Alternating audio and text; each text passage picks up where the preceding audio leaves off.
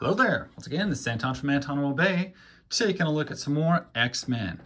This is the Jim Lee run of X-Men, probably the pinnacle of modern comics in general, and probably the pinnacle of all comics in general. Because let's face it, just by art, by fan base, by the sheer number of issues sold, Uncanny X or X-Men #1 was definitely the top of the heap. It's the most sold comic in the history of the world. And the issues that followed were not far behind. These were amazing books. They were what everyone was trying to get. You still see these images of X-Men everywhere.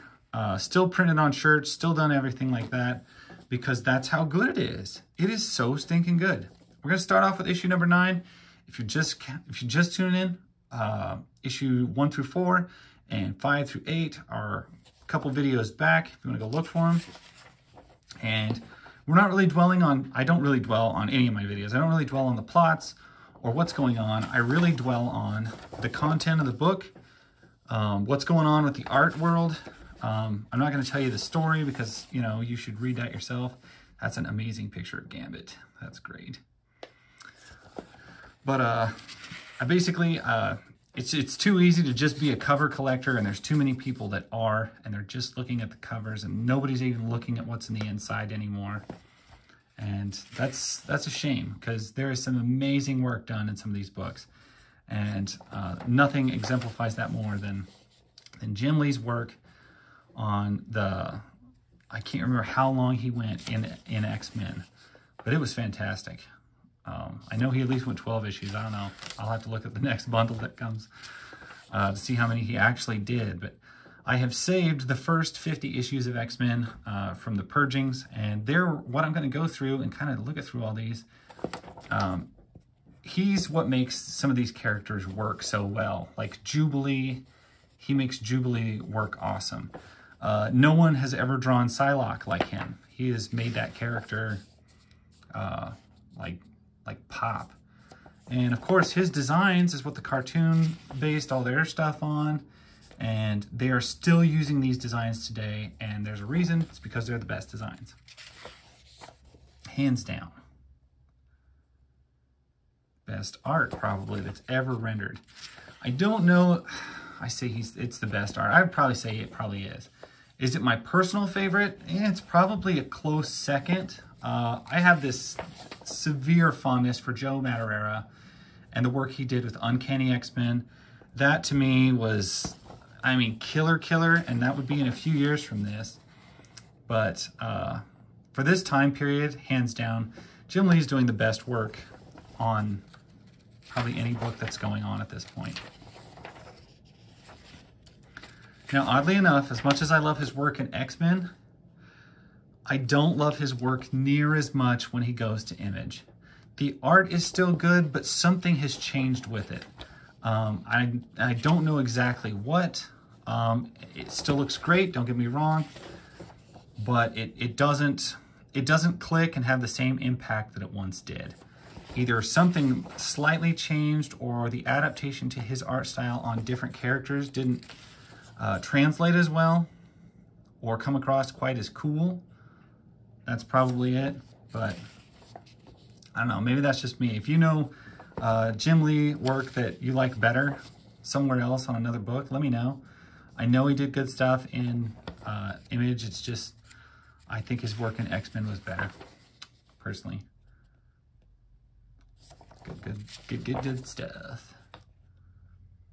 And I'll have to figure out how many issues he actually did of regular X-Men. I know he made it like the mega popular book. Plus he gave his characters like Mojo, Longshot, and drew them in a way that just really sold. Maverick is not cool. Not really. However, the Marvel Legend version of him is a fantastic figure for some reason. He looks doinky as crap in the comic. He looks doinky as a figure, but in hand, it's fantastic. It feels absolutely fantastic. Who is that guy?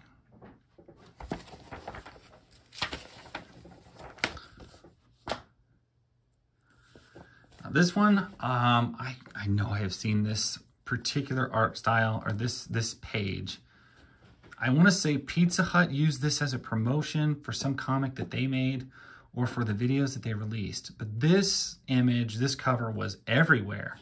And I don't think it's just the cover for X-Men 11. I think there's actually, because I'm pretty sure I have it somewhere. I've seen this. Like a promotional comic that they gave out, I think from Pizza Hut, that had all of this same artwork on it, you know, and it looked fantastic. Plus, I know I've seen this on t-shirts. Mojo 2, the sequel. Okay, I do not remember Mojo 2. He doesn't look near as fat and cool as Mojo 1.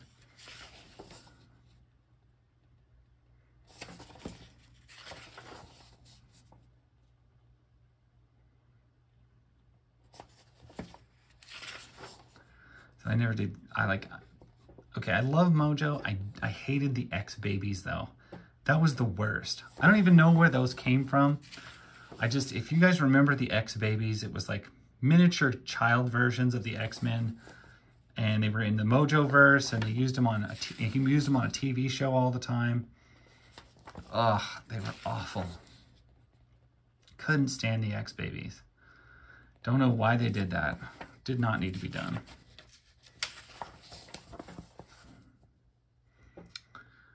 And I am trying to remember what in the world Longshot's powers are.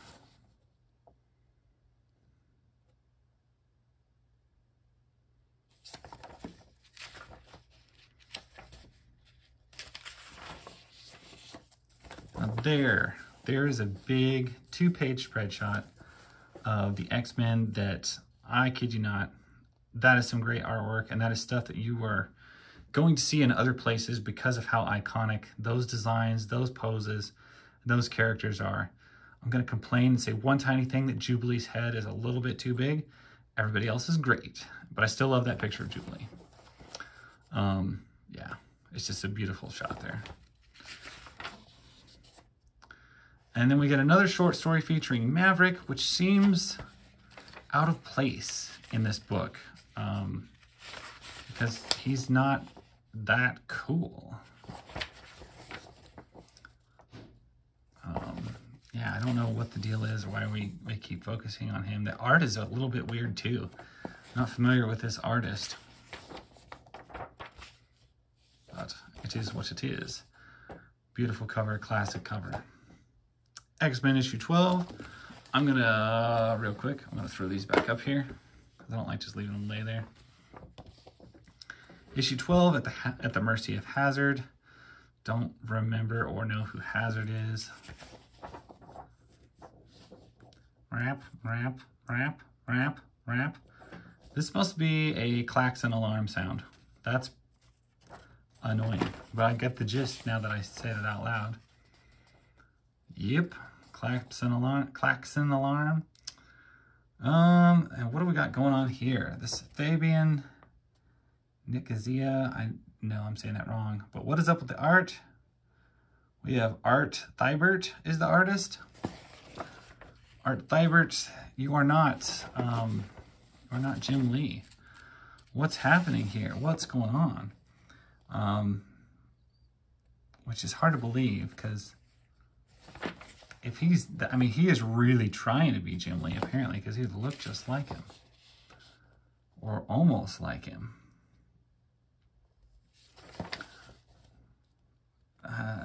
It says it's not Jim Lee. And it is slightly different, but man, he has definitely got the I don't know what you call that, the close but no cigar art style going on here. Part of it, I'm sure, is their inker and colorist are making these look very, very similar. But you know what? If I hadn't read that, I wouldn't even know that that wasn't, I probably would not have noticed that that wasn't Jim Lee. That's crazy. In fact, I'm going to have to read it again. Yeah. All Art Thibert. I wonder what else he's done now that I'm looking at this. Some of it looks fairly similar to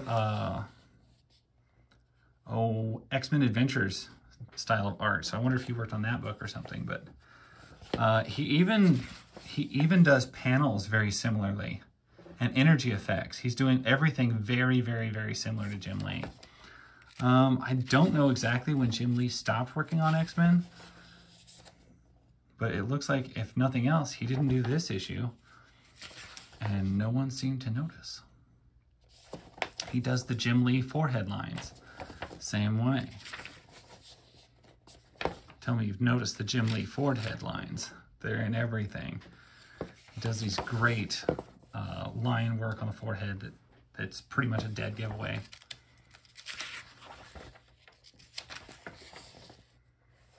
Lines, lines.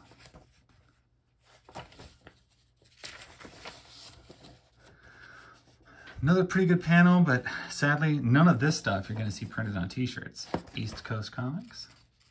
Even though I think it's good enough for that, and he could have done, like, if he'd have done like a pen-up of X-Men or something at that point, that'd be t-shirt stuff. But you could tell that it was close, but no cigar. So, crazy. I wonder if, did Jim Lee? No. No, same dude on the cover. Well, that is weird. What's the name? One more time. Art Thibert. Because, yeah, there's the AT. Because there's the Jim Lee right down there. Anyway, I'm going to leave you with an authentic Jim Lee cover, because we know that those are more desirable, and that's what all of us love. But anyway, that is X-Men 9 through 12. Like I said, I've got issue 1 through 50. Planning on going through all of them eventually, just a little bit at a time. I'm greatly enjoying it. Appreciate all you guys watching. That's my story, and I will catch you guys later. Bye.